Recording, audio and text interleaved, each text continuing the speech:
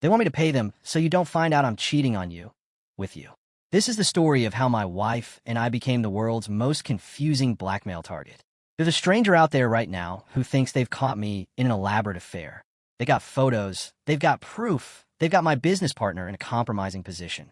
My name is Daniel, and I need you to understand something before we go any further. Let me explain how we ended up here because I promise it makes sense in context.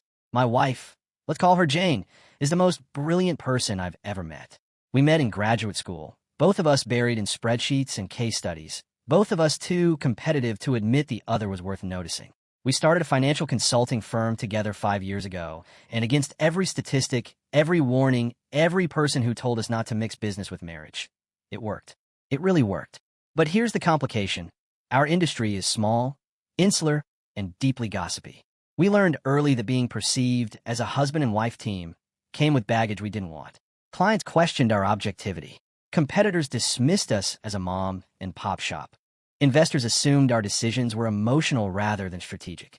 So we made a choice. We'd keep our marriage private. Jane started using her middle name and maiden name professionally. At work, she's Mary Fish, competent, professional, entirely unrelated to me.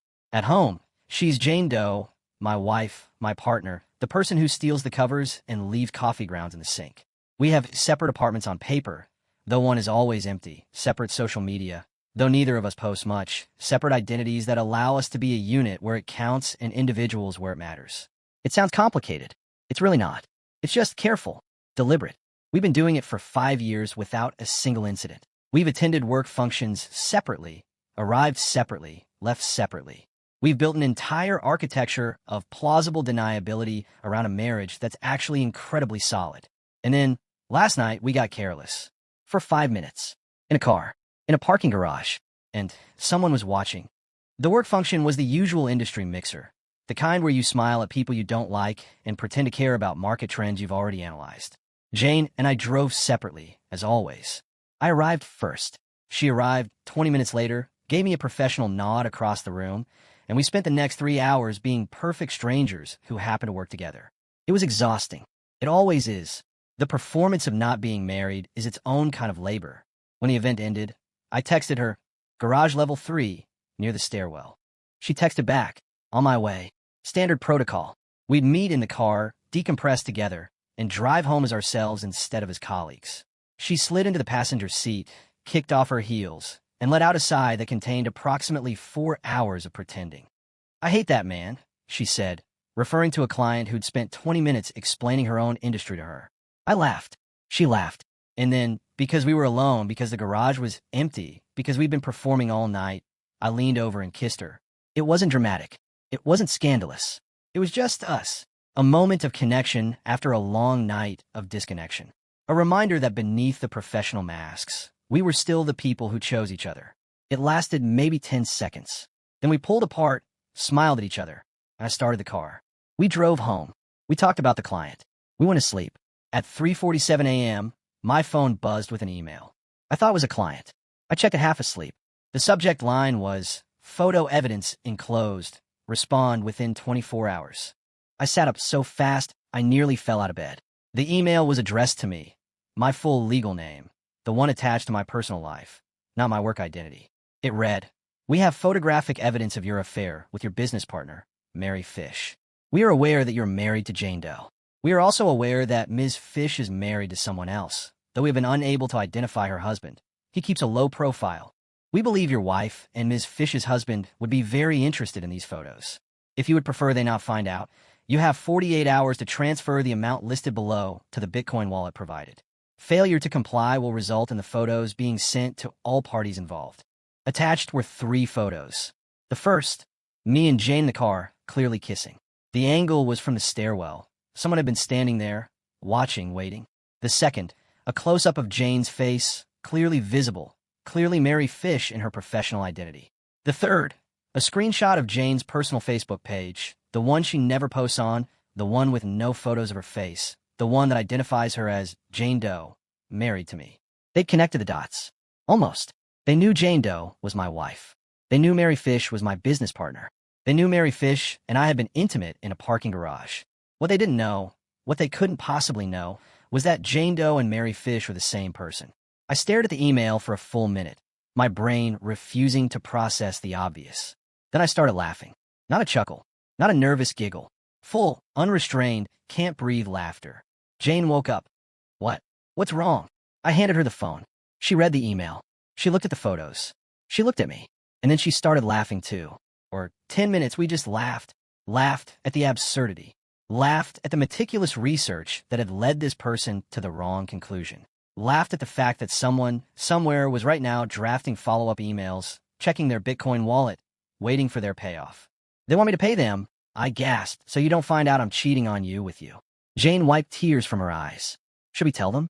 Or should we see how far this goes? We're terrible people, I said. The worst, she agreed. And then she started laughing again. We didn't sleep after that. We sat in bed, drinking coffee at 4 a.m., running through our options like we were analyzing a client's portfolio. Option 1, respond directly. Explain the situation. Watch their scheme collapse in real time. Option 2, ignore it. Let them send the photos. Let them send the emails. And then watch as Jane Doe receives photos of herself and responds with, what? Confusion? Outrage? A thank you note? Option 3, escalate. Pretend to pay, trace the Bitcoin wallet, identify the blackmailer, and then decide what to do with that information. We landed on option 4. Do nothing immediately and enjoy the absurdity while it lasts. Jane spent the next hour drafting hypothetical responses. Dear blackmailer, she wrote in her notebook, I have reviewed your evidence and must inform you that I am, in fact, the other woman. Please advise on next steps. To whom it may concern, I've decided to tell my wife myself. She took it surprisingly well. We're now in couples counseling with Mary Fish and her husband. It's complicated. By dawn, we were exhausted and giddy. Then Jane said something that shifted the mood. Daniel, someone was watching us. Someone was in that garage at that hour with a camera. This wasn't random. She was right. The blackmail was absurd, but the surveillance was real. Someone had followed us, or waited for us, or known where we'd be. Someone had connected our professional identities to our personal ones, almost correctly. Someone had spent time and effort on this. The laughter faded. Jane nodded. But first, I need to show you something. She pulled up the email on her phone and pointed to the Bitcoin wallet address. I recognize this, she said quietly. Not the wallet, but the pattern, the formatting, the way it's written. Still there. Daniel, I think I know who sent this. Let me pause here and explain something about Jane. Before we started our firm, before we got married, before any of this, she spent 3 years as a forensic accountant. She traced money. She followed digital trails. She found things people didn't want found. The Bitcoin wallet address was anonymous, but the language around it wasn't. The phrasing, the formatting, the specific way the instructions were written. Jane recognized it from a case she'd worked on years ago.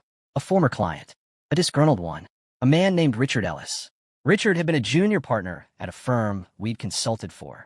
He'd been let go after Jane identified irregularities in his expense reporting. He'd threatened her, vaguely, professionally, and then disappeared. Jane had assumed he'd moved on. Apparently, he'd been watching. We spent the morning connecting dots. Richard had access to industry events. Richard knew our professional identities. Richard had a grudge against Jane specifically, against Mary Fish, the woman who'd cost him his job. He'd probably been waiting for an opportunity, any opportunity, to hurt her. He'd found one. He just hadn't found the whole truth. Now we had a decision to make. We could go to the police. We had evidence, the email, the wallet address, Jane's professional history with Richard. It would be messy, public, and exhausting. It would expose our double lives in ways we'd spent years avoiding.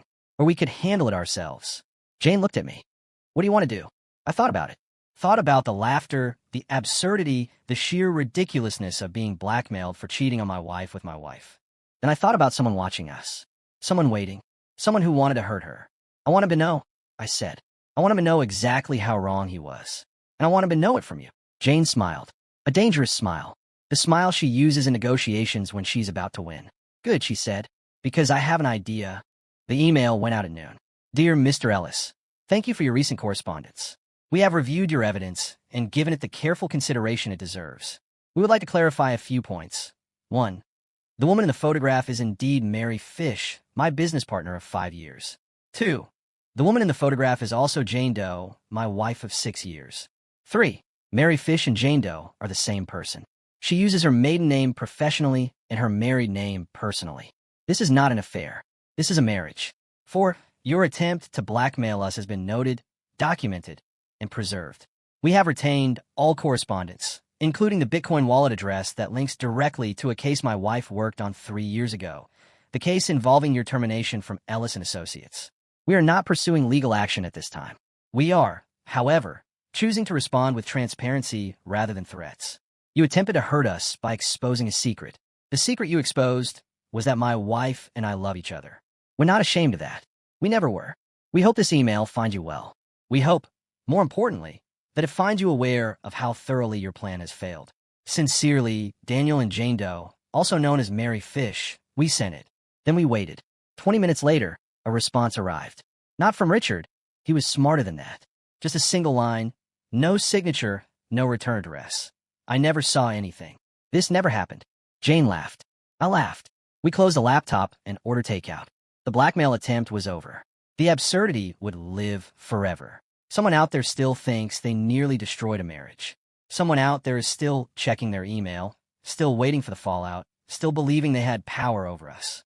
They don't know that the marriage they tried to destroy is the same one that's been holding me up through all of this. They don't know that the woman they tried to expose as my mistress has been laughing with me about it for days. They don't know that their attempt to hurt us only made us closer. I don't have a question for you tonight, dear listeners. I just have a fact. The best defense against someone trying to expose your secrets is to have none worth exposing. Or, failing that, to have secrets so confusing that no blackmailer could possibly get them right. Good night. And if you're watching from a parking garage stairwell, maybe find a different hobby.